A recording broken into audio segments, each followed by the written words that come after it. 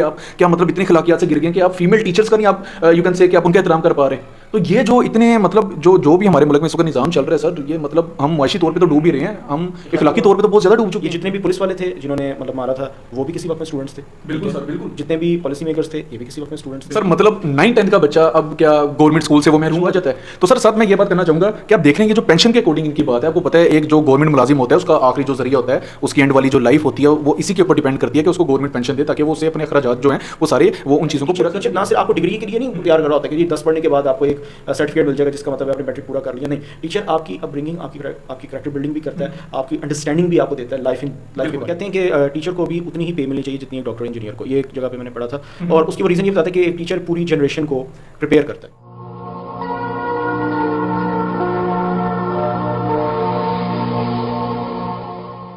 अस्सलाम वालेकुम व्यूवर्स, मैं हूं आपका मेज़बान अब्दुल्ला तनवीर। उम्मीद है आप लोग खैरियत से होंगे। व्यूवर्स, आज जिस मौजू पे हम बात करना चाह रहे हैं तो उसके लिए स्पेशल मैंने इनविटेशन दिया था सर फ़हीम को, जो हमारे काबिल एहतराम उस्ताद हैं, जिन्होंने बेसिकली मेरे भी ये मास्टर्स जो मैंने किया है इंग्लिश लिटरेचर में उसके उस्ताद हैं मेरे इस सब्जेक्ट के, और साथ साथ ये प्रोफेसर तनवीर साहब के ज़ेरे निगरानी इन्होंने अपनी जो मास्टर्स थी उन्होंने कम्प्लीट किया। दैन ये MPhil अपना कंटिन्यू है इनका, तो वो भी आई थिंक फिल्म भी ख़त्म होने वाला है ना। तो ये मेरे भाई भी हैं, बड़े भाई भी हैं और मेरे टीचर भी हैं। तो मैं चाह रहा था बेसिकली व्यूवर्स, एक सीरियस इशू जो आजकल हमारी सोसाइटी में बहुत ज़्यादा गर्दिश कर रहा है, जिसको देख के मैं खुद बहुत ज़्यादा यू कैन से कि बहुत ज़्यादा फीलिंग ऑफ सोरो, I just create feeling of सोरो।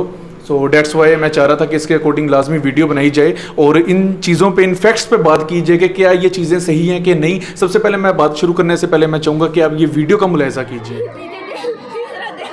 मेरे अब्बू बिल्कुल भी घर बैठे हैं, उनका मुंह को इतना दर्द हो रहा है। टीचर जिनके माँ बाप नहीं कमा सकते वो बच्चे जी फ़हीम भाई, आपने ये वीडियो देखी बेसिकली, बच्ची बेसिकली आप देख रहे हैं कि रो के और तालीमी हक के लिए बेसिकली वो एहतजाज रिकॉर्ड करवा रही है और कितना ज़्यादा रो रही है। और उसका यही कहना है कि मेरा बाप जो है बेसिकली वो भी मजदूर है और बीमार पड़ा हुआ है और घर पे होता है मेरा बाप, तो अगर ये स्कूलों को प्राइवेट कर देते हैं तो मैं कहाँ से पढ़ाई करूँगी, मेरा बाप इतनी फ़ीस अफोर्ड नहीं कर सकता। तो साथ साथ मैं व्यूवर्स, जो आज की हमारी बेसिकली डिस्कशन होगी इस सीरियस इशू के अकॉर्डिंग, कि आपको पता है कि जो जितने भी गवर्नमेंट इंस्टीट्यूट हैं इनको प्राइवेटाइज किया जा रहा है, देन इसके बाद इसका नफ़ा या नुकसान क्या होगा वो हम इसके अकॉर्डिंग बात करेंगे। और क्या ये जो गवर्नमेंट इसके अकॉर्डिंग स्टेप ले रही है कि ये स्टेप सही है। और दूसरी मजीद बात ये कि जो गवर्नमेंट टीचर्स हैं बेसिकली, जिन्होंने साल साल बच्चों को पढ़ाया होता है, जिन्होंने अपनी एक ज़िंदगी इस चीज़ के अकॉर्डिंग गुजार दी होती है। और ज़ाहिर सी बात है जब हर इंसान की एक एज आती है सर, आप देखते हैं कि जब एक इंसान बूढ़ा होता है तो उसको सहारा चाहिए होता है, तो एक पेंशन ही मेरे ख्याल से इन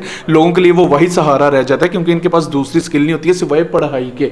तो वो भी अगर गवर्नमेंट इनसे छीन लेती है तो आई थिंक ये भी बहुत ज़्यादा बुरी चीज़ है। और दूसरा ये कि क्या गवर्नमेंट स्कूल्स जो हैं, गवर्नमेंट एजुकेशन है, इसका मेयार ही नहीं इतना ठीक कि इन स्कूल्स को प्राइवेटाइज किया जा रहा है। और अगर मेयार सही नहीं है तो इतनी बड़ी बड़ी इमारत इन्होंने क्यों खड़ी की, इतने ज़्यादा इन्होंने यू कैन से कि जो एक एरिया होता है उसको क्यों इन्होंने लिया, जब ये बच्चों को सही तरीके से पढ़ाई ही नहीं दे सकते। तो इसके अकॉर्डिंग मैं चाह रहा था सर फ़हीम हमारे साथ मौजूद हैं, इनसे बात कीजिए। अस्सलाम वालेकुम सर। वालेकुम अस्सलाम सर, कैसी तबीयत से है? अल्लाह का शुक्र। अच्छा सर, आपने देखा वो वीडियो में भी आपने देखा बच्ची बहुत ज़्यादा रो रही थी, एहतजाज कर रही थी, और मैं देख रहा था कि जो टीचर्स जो उस्ताद बेसिकली हमारे लिए काबिल एहतराम होते हैं एहतजाज कर रहे थे, और उनको खसूसी तौर पे पुलिस ने बल्कि लाठी चार्ज किया उनके अकॉर्डिंग, और काफ़ी ज़्यादा टीचर्स को उन्होंने जेल में भी डाला है। तो ना ही स्कूल में पढ़ाई हो रही है और जितने भी बच्चे उन्होंने भी पढ़ने से इनकार किया है, साथ साथ गवर्नमेंट टीचर्स ने भी इनकार किया कि वो नहीं पढ़ाएंगे। आपके ख्याल से ये जो चीज़ करने जा रहे हैं, जितना भी गवर्नमेंट का एजुकेशनल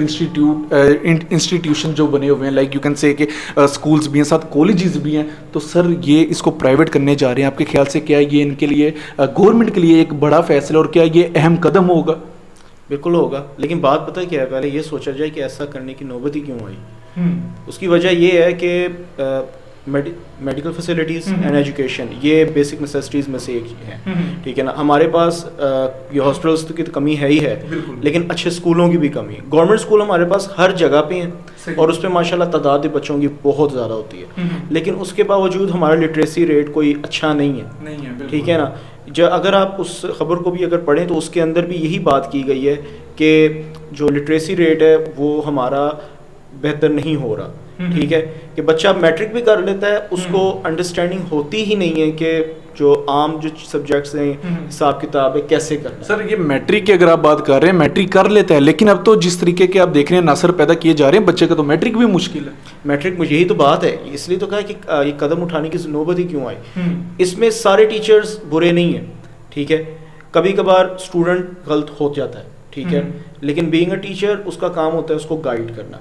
अब यहाँ पे ये जो वाकया हुआ है, सारे, मैं दोबारा कहूँगा कि सारे गवर्नमेंट स्कूल्स भी बुरे नहीं हैं, ठीक है, बाज़ गवर्नमेंट स्कूल्स हैं जिसके अंदर माशाल्लाह पढ़ाई का मेयार बहुत अच्छा है, ठीक है ना, और उसमें बड़े मशहूर स्कूल्स भी हैं और वो हर साल टॉपर्स भी बनाते हैं, वो टॉपर्स आगे भी अचीवमेंट करते हैं। लेकिन अगर आप ओवर द ईयर्स देखें तो गवर्नमेंट स्कूल की कारकर्दगी अच्छी नहीं है, और उसकी निशानी ये है कि गवर्नमेंट स्कूल जितनी तादाद है उतनी है, लेकिन प्राइवेट स्कूल्स हमारे ज़्यादा हो रहे हैं, गवर्नमेंट स्कूलों से ज़्यादा हो रहे हैं, एंड उनमें बच्चों की तादाद भी ज़्यादा है, उनकी फीसें भी ज़्यादा हैं। पेरेंट्स विलिंगली वो फीस जो प्राइवेट स्कूल्स के हैं वो पे करने को तैयार हैं, लेकिन गवर्नमेंट स्कूल की कम गवर्नमेंट स्कूल में बच्चे को भेजने के लिए। लेकिन सर गवर्नमेंट स्कूल में जरी सी बात है, वो पेरेंट्स नहीं भेज सकते जो कि इस चीज़ को अफोर्ड कर रहे हैं ना। गरीब का बच्चा आप देखते हैं जिसका बाप एक मजदूर है, दिहाड़ीदार जो शख्स है, वो उसकी बाज़ों का दिहाड़ी लग जाती है, बाज़ का तो वो नहीं इतने पैसे कमा सकता, उनके बच्चे तो फिर इन्हीं गवर्नमेंट स्कूल्स में जाएंगे ना। अगर इनको प्राइवेट कर देते हैं, जरी सी बात है सर, फीस तो रखेंगे, तो वो बच्चा अगर ये फ़ी इतनी अफोर्ड नहीं कर पाएगा तो क्या उसको पढ़ाई से महरूम कर दिया गया?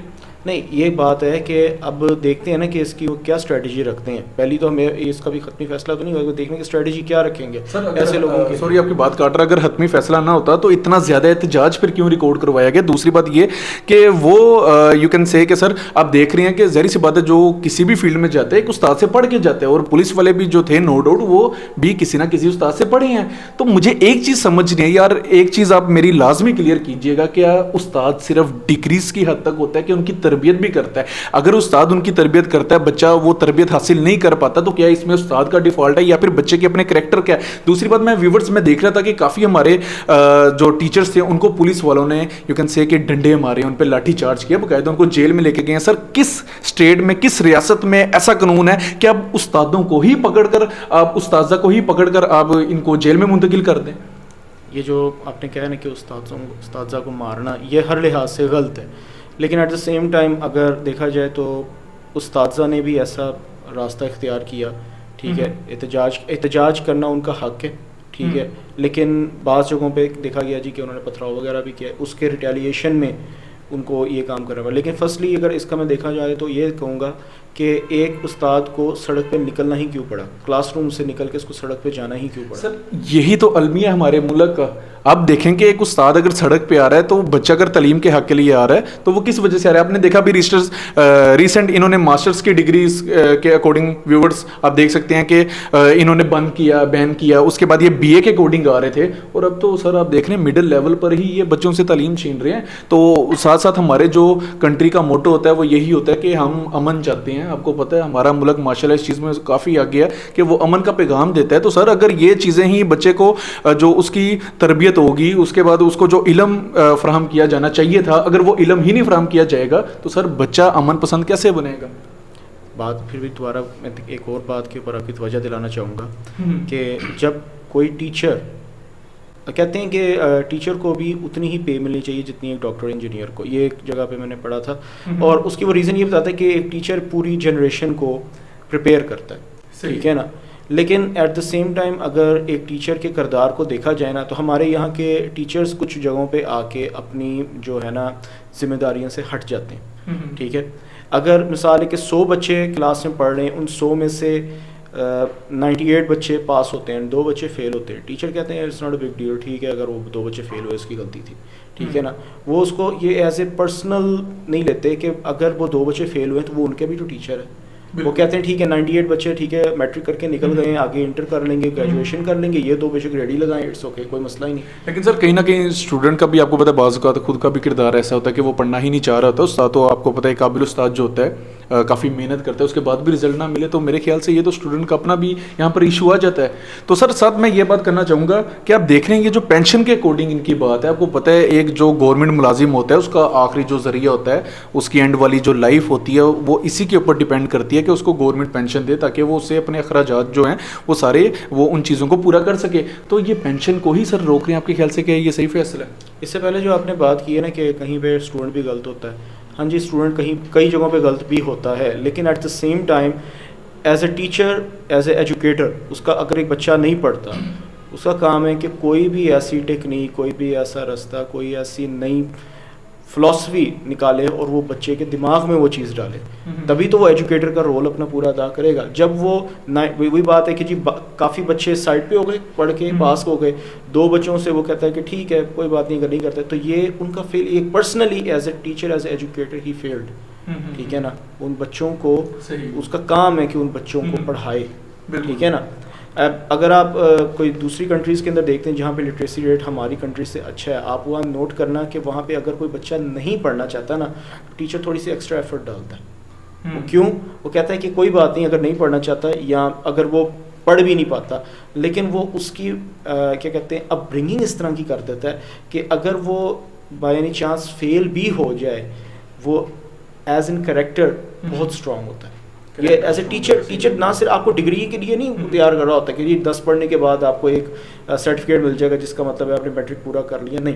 टीचर आपकी अपब्रिंगिंग, आपकी करैक्टर बिल्डिंग भी करता है, आपकी अंडरस्टैंडिंग भी आपको देता है लाइफ के बारे में, ठीक है। सर यहाँ पे एक बात की जाए तो एक चीज़ तो वाकई मेरी जब पहले भी आपसे बिहाइंड द कैमरा डिस्कशन हो रही थी, आपने बात बिल्कुल सही की थी कि यहाँ पे मोस्टली जो गवर्नमेंट टीचर्स होते हैं, आपको पता है वो स्कूल में पढ़ाते नहीं, और उनका कहना ये होता है कि वो आप हमारे पास ट्यूशन में आएँ या हमारी एकेडमी को ज्वाइन करें, हम आपको वहाँ पे अच्छा पढ़ाएंगे।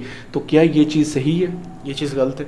एक उस्ताद ऐसे उस्ताद नहीं, मतलब आप पे ले रहे हैं बच्चों को पढ़ाने की, लेकिन आप उस वक्त नेग्लिजेंस का मुजाहरा कर रहे हैं, आपको वहाँ बच्चों को पढ़ाना चाहिए, ठीक है। और ये एक चीज़ है, शायद ये भी एक रीज़न है कि ऐसे स्टेप्स लेने पड़े कि उनको कहा कि जी पेंशन ही इनकी। सर लेकिन ये मोस्टली टीचर्स तो आई थिंक ऐसे नहीं होंगे ना, बास तो बड़ा दिल लगा के पढ़ाते भी हैं, तो कुछ ऐसे लोगों की वजह से एक पूरा अमला ही ऐसे अगर इनको इस तरीके से ख़त्म कर दिया जाए तो आई थिंक ये चीज़ सही नहीं है। सर सर मैं दूसरी बात यही करूँगा, मैं अपना क्वेश्चन रिपीट करूँगा, ये जो पेंशन को बंद कर रहे हैं, आपके ख्याल से क्या ये सही फैसला है? पेंशन को बंद करना जो है, अगर देखा जाए तो फैसला गलत है, ठीक है।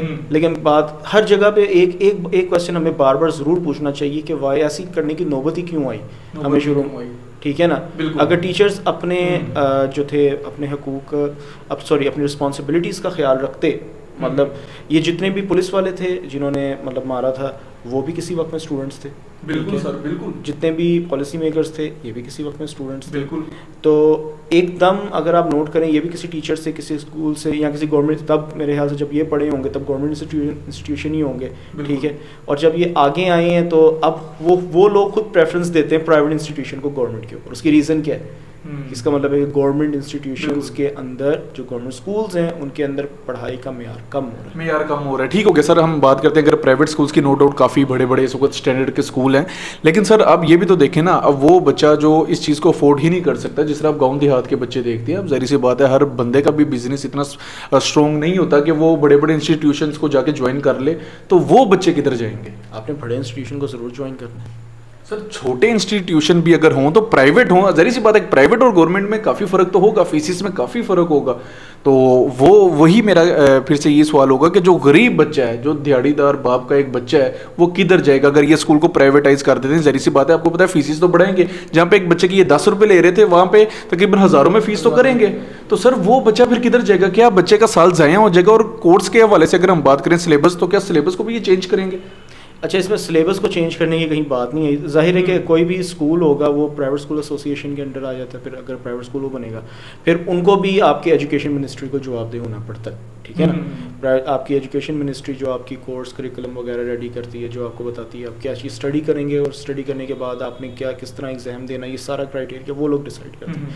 इन दी एंड अगर वो प्राइवेट करते भी हैं तो फिर दोबारा वो बोर्ड के अंदर आएंगे, बोर्ड के क्राइटेरिया के मुताबिक एग्जाम देंगे, तो सिलेबस का इतना इशू नहीं बढ़ेगा। जो मेन इशू यहाँ पे ये है कि अगर वो प्राइवेटाइजेशन करते हैं तो उसका इफ़ेक्ट कहाँ तक जाएगा, कौन कौन इफ़ेक्ट होगा? स्टूडेंट्स तो होंगे ही, ठीक है, हो सकता है कि इससे लिटरेसी रेट आपका और नीचे आ जाए, देयर इज अ चांस, ठीक है, हो सकता है इसका लिटरेसी रेट आपका अच्छा हो जाए, ठीक है ना, लेकिन इसमें सारे सफ़र करें। सर मतलब 9-10 का बच्चा अब क्या गवर्नमेंट स्कूल से वो महरूम हो जाएगा? क्या वो गरीब बच्चा 9वीं 10वीं का, ज़ाहिर सी बात है, जिसने इस स्टेज को पार करके ही आगे इंटर करता है, देन बैचलर करता है, देन मास्टर्स में जाता है, और उसके बाद वही बच्चा अपनी जो कौम होती है उसका एक उस्ताद बनता है?